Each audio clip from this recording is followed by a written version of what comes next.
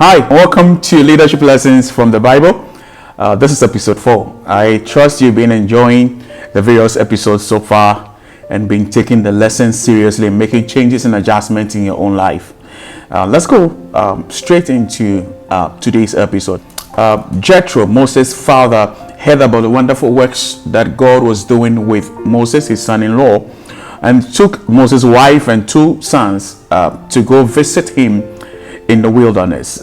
When they got there, he was excited. Moses was excited to welcome him. He bowed before him and greeted him with a kiss. And they exchanged pleasantries and Moses had the opportunity to share all the stories about the wonderful things God has done with him, how God gave them victories over Egypt and everything. And Jethro, his father-in-law, was truly excited and happy for him.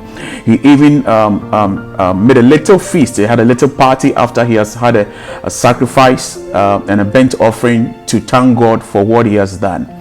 And the second part of the chapter talks about Moses judging cases between God's people, and he had to stand or sit the whole day attending to thousands of people over their various issues.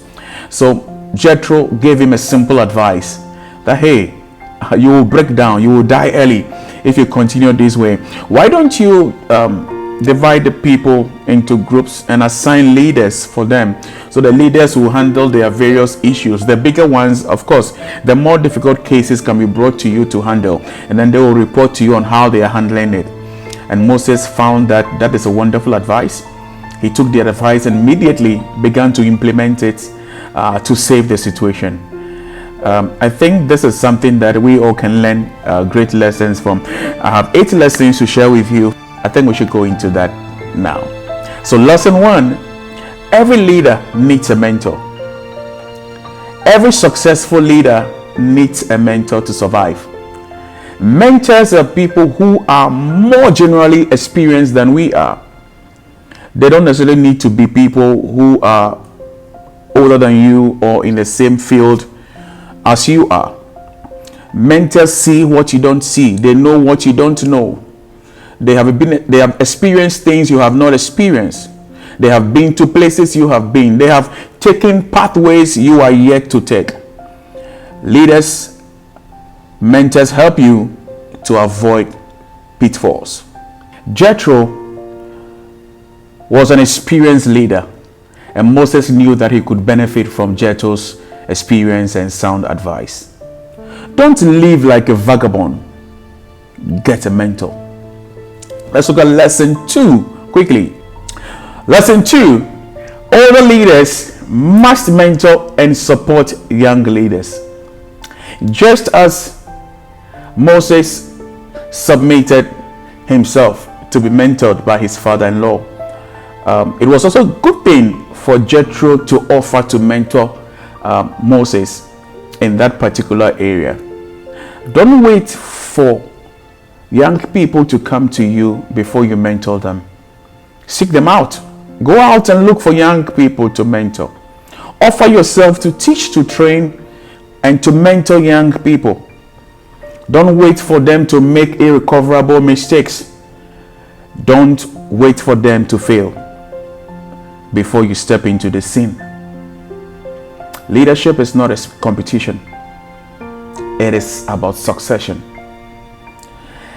Mentoring is an opportunity for you as an older leader to empty yourself, to pour yourself out into other people.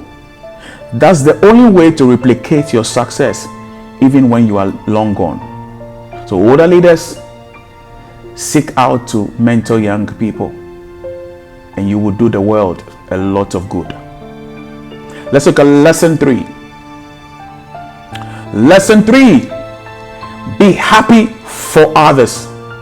Celebrate them. Jethro, a priest, older and more experienced than Moses, was excited for what God was doing with Moses.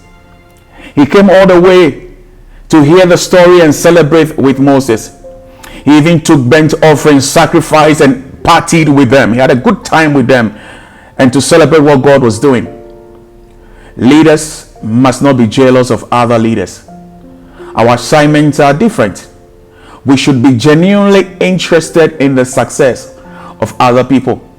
We should seek out to support other people at all times and celebrate with them, because that's the heart of a leader.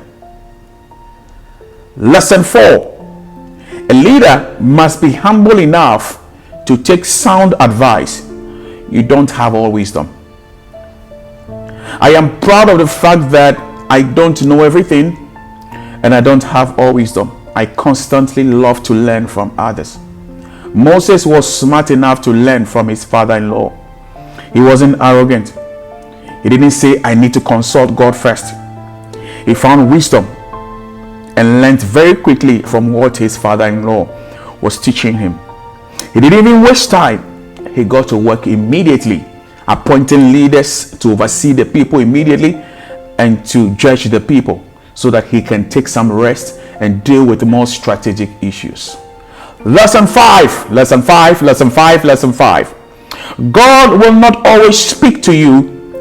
He will use others to speak to you. You are not God's only oracle. You are not God. God, in his wisdom to keep us humble at all times, won't always speak to you or tell you everything. He will speak to others. So we need to listen to others. Moses knew God was speaking through his father-in-law, so he listened. That you are a leader, the senior pastor, or the set man doesn't mean God will not bypass you and talk to your team members. God can use anyone to speak to you. Be humble and listen, and you'll be blessed. Lesson 6. Don't overwork yourself. You will die early. You don't have more than one life. Don't overwork yourself. Don't stress yourself, my good friend. Stress actually kills. We need to be alive because there is greater work ahead for us to do. It is important for you to share your workload with others. Delegate some of your responsibilities to others to help you. Trust others to be faithful to discharge excellently like you do. I need you to be alive. We have got great things to do together in the future. Don't overwork yourself. Lesson 7. Lesson 7. That's a wonderful one. People are not dumb. They have potentials too. Just train them and deploy them. You are not irreplaceable as a leader. What you do is not rocket science. Your skills, abilities, and grace are not special that no one else can possess. Moses understood that he needed to train and deploy other people to take up some of his responsibilities. It is important to train other people to do what we do as leaders. Develop and deploy others to serve. Let them also take up the projects, the big things that you do. Let others learn to do them. You will not be alive forever. Don't be a selfish leader who is always wanting to keep everything to themselves. They are the only ones that know what they do. They know. They don't want to share with other people. They don't want to teach anyone what they know. Going to government offices, there are people who know everything they don't share with other people, and they retire or they die, and it takes longer period for people to actually learn what they were doing before. Don't die with all you know. I think it's a sin to die with everything that you know. You should be able to share with other people. Lesson 8. Put structures and systems in place if you want your work to be sustainable. If you really want your work to last longer, if you want your organization to grow and last longer, you need to be able to put structures and systems in place for your organization. Success flows in a well-structured environment. Where there are systems in place, there is high productivity. More work gets done in less time and everyone is happy. As a leader, You need to design and implement policies, systems, and procedures to create efficiency and effectiveness in your workplace organization. Moses did it. You can do it too. God bless you, and I wish you well. Look forward to the next episode, and you'll be blessed more.